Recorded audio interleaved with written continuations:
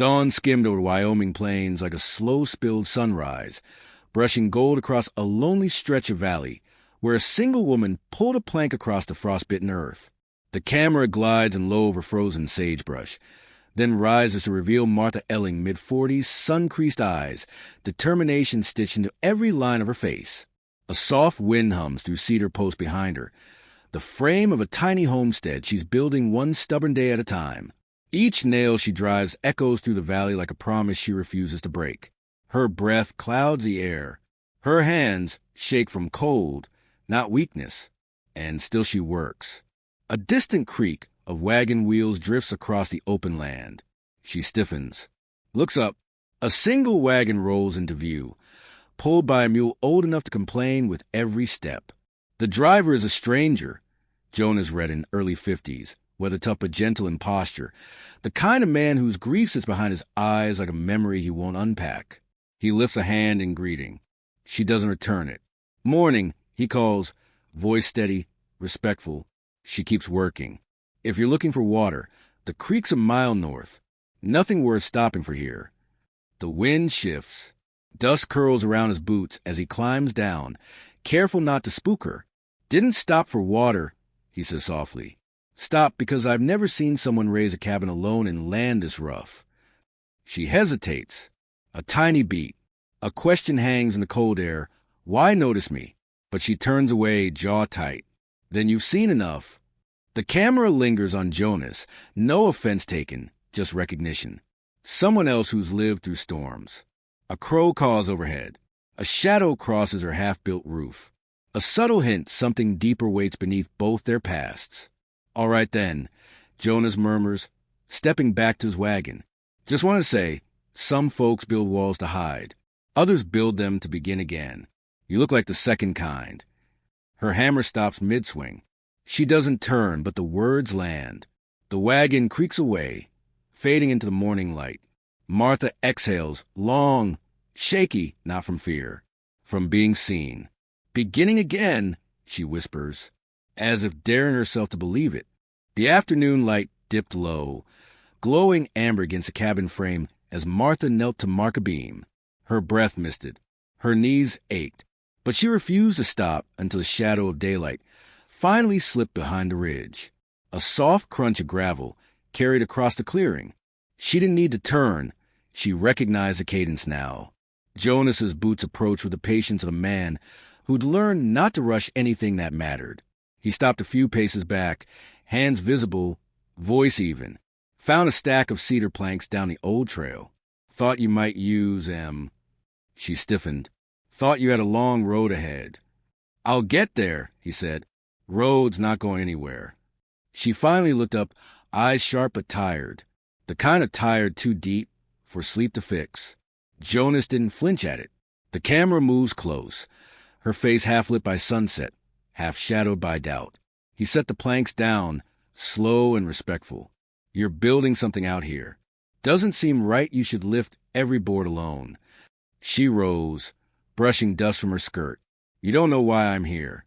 True, he said, but I can see you're not hiding from a man. You're hiding from a life that forgot to make room for you. Her expression flickered, just enough to betray the sting of being understood.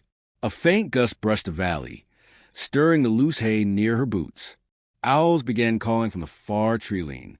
The land seemed to lean in listening. She turned away, collecting her tools, hands trembling. Jonas didn't move toward her, didn't press, just watched with something like quiet respect.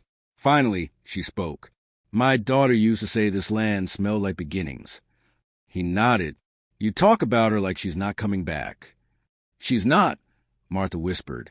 She passed last winter. The silence cracked open.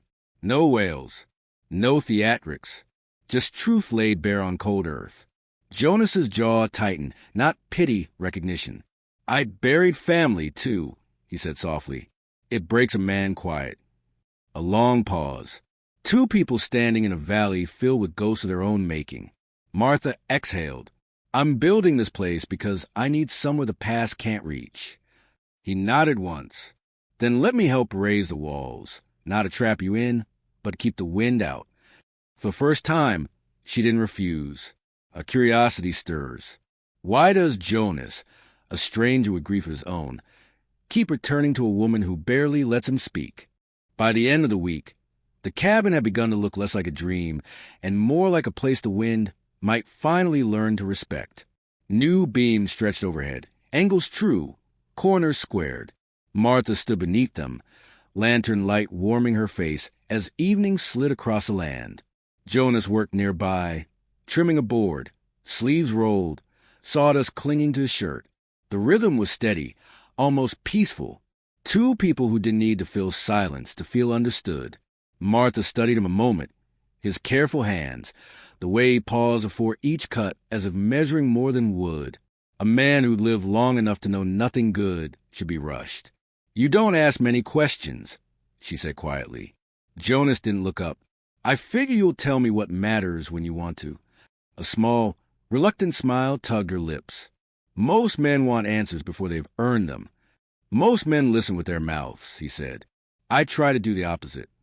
The camera shifts closer, her face softening, lantern light catching the edges of her grief. She turned back to the heart she'd been shaping from rough stones. "My daughter and I traveled west after her husband left. She thought fresh air would cure the hurt, thought time would make everything lighter. A beat. It didn't." Jonas lowered the board, finally meeting her eyes. No probing, no apology, just presence. "She got sick that winter," Martha continued. "The kind of sickness a frontier doctor can name, but not mend. When she died, the house we rented felt too full of echoes. She touched the stone. So I came here instead, to build something that belonged only to us. And now," Jonas asked softly. She inhaled slowly. "Now I'm trying to learn how to live in a world where I'm the one left standing." Jonas stepped closer, still leaving space, the kind that honors wounds rather than crowds them. "Standing," he said, his voice a warm gravel, "is the beginning of healing, not the end." A gust swept under the half-built roof, scattering sparks from the lantern and stirring her hair. She didn't flinch.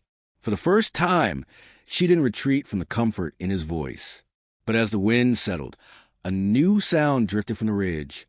A distant bell, soft, rhythmic, not a ranch bell, not a church. A traveling wagon? A visitor? Or something from the past she thought she'd outrun.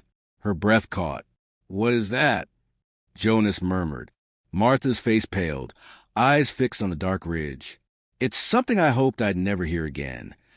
The bell tolled again, soft, metallic, carried on the wind like an unwelcome memory. Martha stepped outside, lantern trembling in her hand. The sky had turned deep blue, the first stars piercing through. The valley stretched still as held breath. Jonas followed, standing to behind her shoulder, eyes scanning the ridge. There, faint against the fading light, a wagon crept along the narrow trail. Not a freight wagon, not a trader's. Too clean, too careful. A polished lantern hung from its side, swaying in an even rhythm.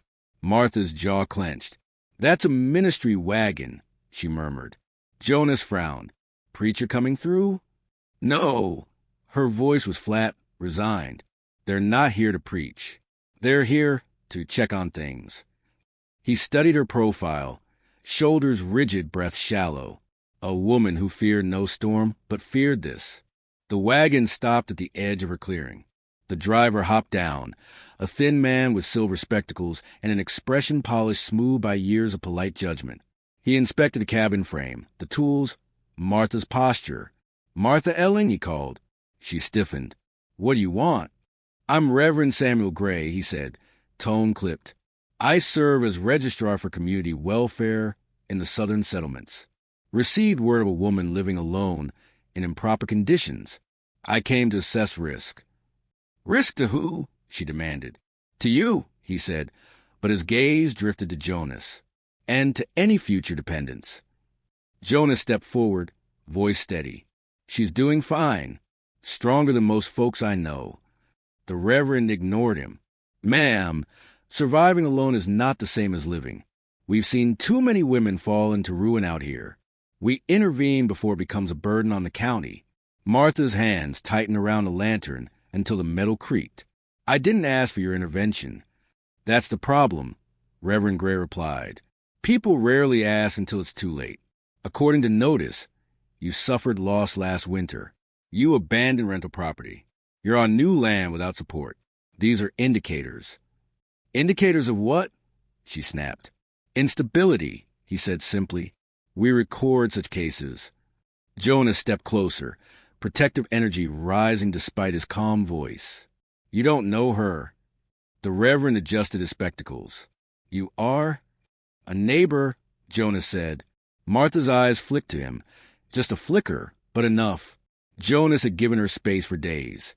Now he stood between her and a man trying to fold her life into a ledger. The Reverend scribbled something in his book. "I'll be returning through here in 3 weeks. At that time, I expect to see improvement in living arrangements. Fully built walls. Sufficient warmth. Stability." He closed the book with a snap. "For your sake, ma'am," he said, "I hope you understand we're only trying to help." The wagon rolled off, bell ringing with each sway. Fading, but not gone. Martha's shoulders sagged as soon as the sound vanished. Jonas waited, silent, steady. Finally, she whispered, "That man doesn't help people. He writes them out of their own lives." And for the first time, she let her fear show. Night dropped fast over the valley, darker than usual, as if the Reverend's visit had taken a slice of the day's warmth with it. Martha sat on the half-built porch, lantern at her feet, hands clasped so tightly her knuckles whitened. Jonas leaned against a post a few steps away, far enough to give her room, close enough she didn't feel abandoned. The camera hold on her face, half-lit, half-lost in shadow. 3 weeks, she murmured. He thinks a woman needs saving because she didn't break the way he expected. She shook her head slowly. That man can ruin lives with a sentence written in that little book. Jonas studied her carefully. He can't ruin yours. He can. Her voice cracked. Those registrars. Folks talk. Word spreads. They label you fragile or unstable, and suddenly the land office doesn't return letters. The supply store raises prices. Neighbors pull away. She swallowed hard. You don't fight the Reverend. You survive him. Jonas's jaw tightened. Not anger, resolve. A deep, quiet kind. He stepped forward, lowering himself onto the step beside her. You're not failing at anything. You're living through something most couldn't handle an hour of. She laughed once, bitter and breathless. Try telling him that. I'm telling you that, Jonas said, because you damn well need to hear it. The wind shifted, carrying the faint scent of sage. Her eyes softened, but doubt still flickered like a candle in a draft. After a long pause, he asked, "What do you want, Martha?" Not what he wants. Not what the county wants. You. The question landed heavy. Martha stared at her hands, thumbs rubbing absent circles against her palms. I want this place finished. I want a home no one can take away. I want to wake up and not feel like I'm rebuilding from ashes every day. Then, quieter, and I don't want to do it alone anymore. But I'm afraid if I let someone stay, I'll lose everything again. The honesty shook her. Not dramatic, raw, bare. Jonas turned slightly, his voice warm gravel. Then start small. Let me help with one thing tonight. Just one. Nothing more. Her breathing hitched. Not a promise. Not a rescue. Just an offered foothold. The camera moves close. Her hand trembles once, then rests lightly on the porch rail between them. A subtle gesture. A beginning. All right, she whispered. One thing. Jonas stood, lifting the lantern. Then let's make sure those walls stand firm enough that even reverends can't rattle them. As they walked toward the cabin frame, a faint, distant rumble echoed across the flats. Not thunder, not wagons, something else. The curiosity's spark grows. Someone else is coming. But who? By morning, the sky had softened into a pale watercolor of lavender and wheat gold. A quiet that felt too quiet settled over the valley, the kind that made even the birds pause before singing. Martha stepped outside with a tin cup of warm water, her breath drifting in the crisp air. Jonas was already out back, sorting lumber, moving with the slow deliberation of someone used to working through pain. His shoulder looked stiff, probably from spending half the night reinforcing her walls, but he didn't mention it, didn't show it. "Jonas," she called gently. He straightened, rubbing his shoulder once before hiding the gesture. "Morning." A glance passed between them. Comfortable now, threaded with something forming but not named. Martha joined him, hands tucked around her cup. The camera slides wide to show the valley, peaceful but expectant, like the land itself sensed a shift. "You hear that last night?" Jonas asked. "That rumble?" She nodded. Didn't sound like wagons. Didn't sound like weather either. They exchanged a look neither could fully read. Not fear, just awareness. The frontier had its own language, and they both lived long enough to know when it was clearing its throat. Martha tried to shake the unease and focus on the lumber. "We need 3 roof beams set today. If that reverend comes back early, I want him to see progress." Jonas smiled a little at the determination in her voice. 3 beams it is. But as they lifted the first plank, the unease returned. Subtle, quiet, threading into Martha's ribs. She paused halfway to the sawhorses. "Jonas, what if the Reverend sends someone back sooner? Or worse, files a report without coming at all?" He didn't sugarcoat. "He might. The world's full of men who'd rather write a judgment than swing a hammer." Her chest tightened. He saw it, set down the plank and stepped closer, not touching, just anchoring the air between them. "Martha," he said, voice warm and steady, "you're not going to lose this place. You've carved your name into this land with your own hands. No little book can erase that." She inhaled slowly, grounding herself. Just as she reached the plank again, a low, distant creak drifted across the valley. Went on wood. Slow, rhythmic, unfamiliar. Jonas's head lifted. "That's not the Reverend," he said quietly. Martha turned toward the ridge. The light caught something moving just beyond the tree lean, a shape too large to be a rider, too careful to be a drifter. Her voice dropped to a whisper. "I know that sound." "From who?" Jonas asked. She swallowed, dread rising, not dramatic, not loud, but heavy. "From the life I thought I left behind." The creaking came again, slow, deliberate, like someone easing weight onto an old wagon axle. Martha felt the sound in her bones before it fully reached her ears. Her cup slipped slightly in her grip. Jonas saw it, saw the way her breath shortened, and moved closer without crowding her. The camera tracks toward the ridge as the shape emerges. A dark painted supply wagon, heavier than the Reverend's, curtains drawn tight, pulled by 2 glossy draft horses that did not belong to frontier travelers. Jonas narrowed his eyes. "You expecting company?" "No," Martha whispered. "Not company." A hard swallow. A reminder. The wagon rolled into the clearing with an unsettling calm. Its wheels barely crunched the frost, as if its arrival were rehearsed, as if whoever sat inside already knew exactly where she lived and why. The horses halted. The reins fell still. The door opened. A well-dressed man stepped down. Polished boots, trim coat, the kind of posture born from rooms full of rules. Not a preacher, not a rancher. Martha's past had a face now. He removed his hat slowly, revealing thinning blonde hair and the cool expression of someone accustomed to being obeyed. "Martha," he said, voice quiet but carrying authority. "You've been difficult to locate." Jonas straightened, subtle but unmistakable, moving to her side. "Who are you?" The man's gaze flicked to him with mild irritation. "This is a family matter." Martha's jaw tightened. "No. Say your name." He exhaled through his nose, as if humoring a child. "Reed Elling, executor of my brother's estate.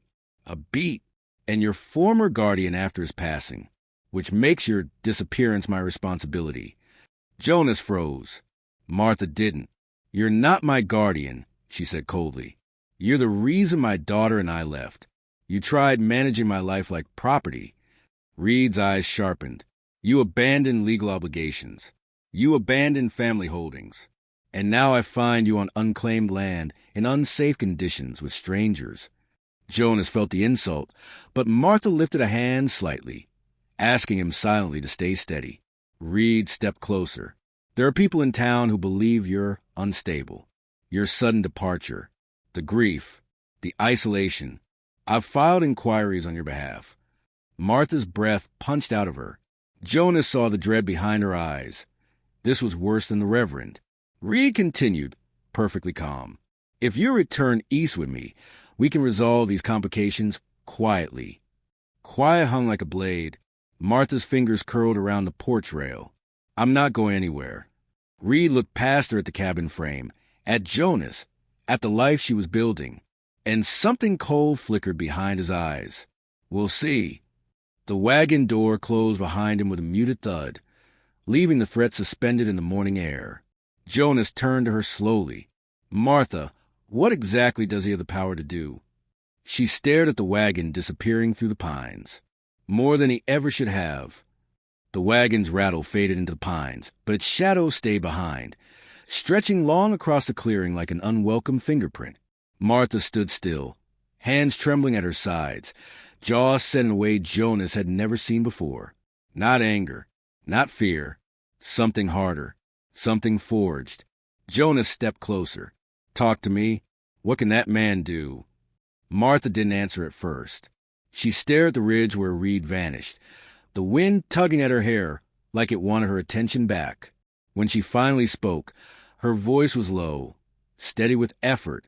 After my husband died, Reed handled my late brother's estate. He treated us like— She paused, searching for a word that fit the wound.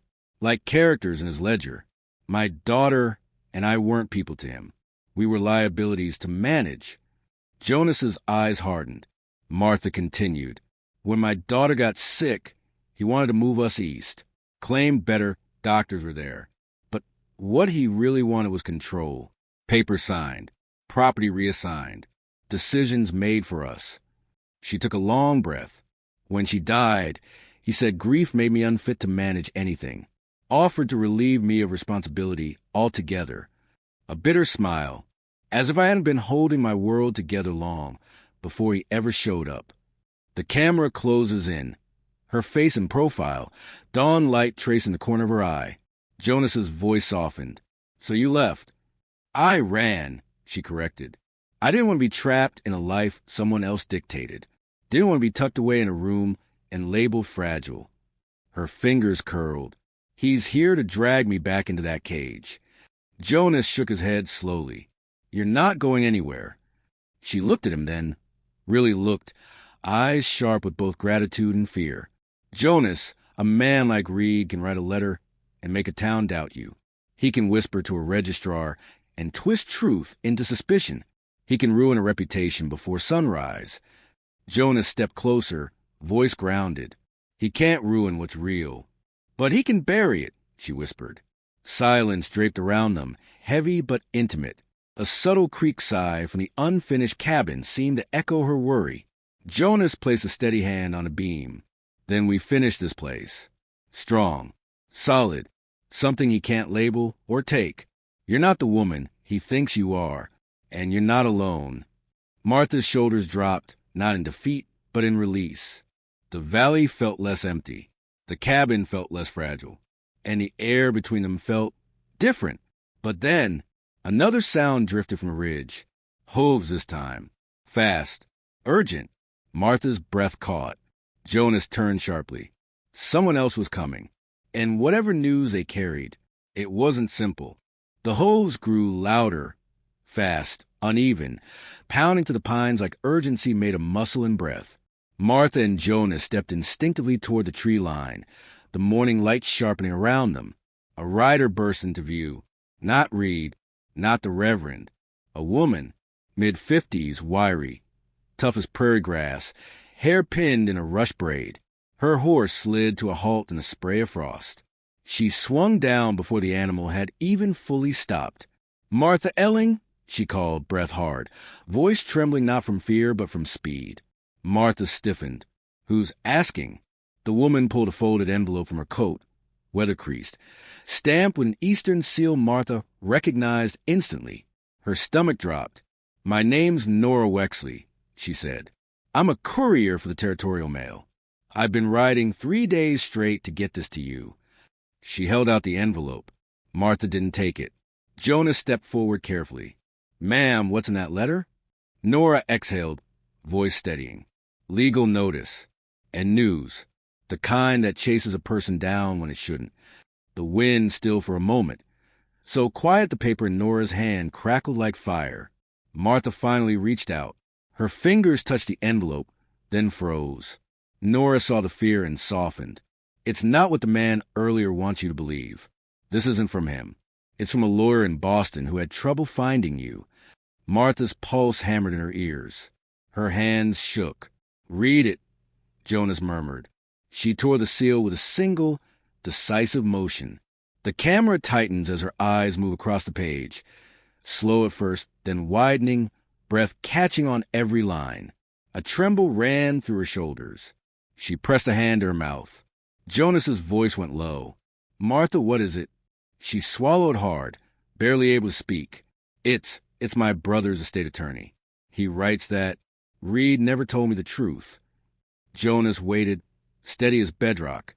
"My daughter..." She blinked fast, fighting tears. She wasn't left with nothing. My brother left her land. Money.